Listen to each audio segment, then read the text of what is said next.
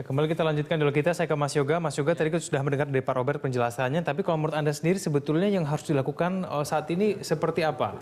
Mengingat sekarang Gensi Wall sudah dibangun, tapi ada beberapa hal yang perlu diwaspadai. Nah, tersebut itu bagaimana? Jadi sebenarnya ada 3 PR utama yang harusnya dikerjakan secara paralel. Jadi pembagian tugas juga.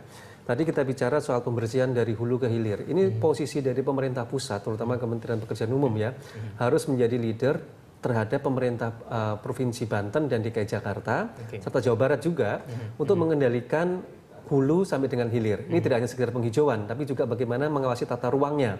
Tidak akan ada lagi villa-villa tumbuh di puncak umpamanya. Ini juga bukan hal yang mudah kan. Pembongkaran villa saja sampai sekarang belum berjalan sukses. Belum lagi bupatinya kemarin tertangkap karena ada tukar guling soal tata ruang. Jadi komitmen dari daerah sendiri pun ini perlu dipertegas. Ini yang pertama, ini tugasnya pemerintah pusat karena ini koordinasi yang tidak mudah juga ini ternyata. Kemudian yang kedua, Pemprov DKI Jakarta sendiri juga punya 3 PR yang hari ini sampai sekarang belum selesai.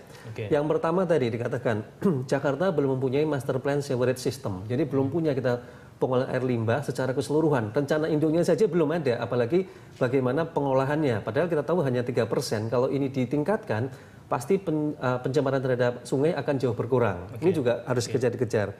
Kemudian ketiga yang belum terkendali yaitu penyedotan air tanah, Mas. Lebih dari 90% kebutuhan air tanah di Jakarta ini kan diambil dari tanah, yang artinya ini akan mempercepat terjadinya penurunan muka tanah tadi. Kalau dikatakan Pak Robert 7,5 cm per tahun, kalau penyedotan air tanah tidak terkendali bahkan bisa melebihi angka 10 cm per tahun. Ini akan justru mempercepat penurunan muka tanah, pada saat bersama mempercepat kenaikan muka laut. Artinya kalau ini tidak ditanggulangi, seberapapun tinggi tanggulnya tadi, ini lama-lama juga akan bisa tertinggal kecepatan antara penurunan dan permukaan. Nah, lalu apalagi yang belum dilaksanakan, yaitu setelah nanti tanggul, ini ada beberapa pihak yang perlu dipertimbangkan. Pertama adalah bagaimana kondisi ekosistem kawasan pesisir Jakarta, Banten, dan juga terutama daerah Kepulauan Seribu. Ini juga akan terkait, begitu ditanggul pasti akan berubah. Kemudian juga bagaimana relokasi para nelayan ini kan, karena ada pelabuhan Nusantara ya, pelabuhan perikanan Nusantara ini juga akan terkendala seperti itu. Kemudian ketiga yang tidak kalah penting, kita punya pembangkit listrik di Muara Karang. Begitu ini ditanggul, nanti ada pelebaran dan pulau buatan, maka selama ini air yang dipakai untuk memperdingin pembangkit listrik Muara Karang akan terhenti. Nah ini juga harus dipertimbangkan faktor-faktor tadi. Pak Robert, tapi itu mungkin PR-PR yang nanti pasti akan dikerjakan oleh pemerintah. Tapi saya ingin bertanya dulu juga ke Pak Robert. Pak Robert, ini fungsi dan juga tujuannya itu sebetulnya kan untuk menahan banjir nih. Ini seberapa besar sih sebetulnya banjir yang akan berkurang apabila memang Gensi Wall ini nanti akhirnya selesai dibangun?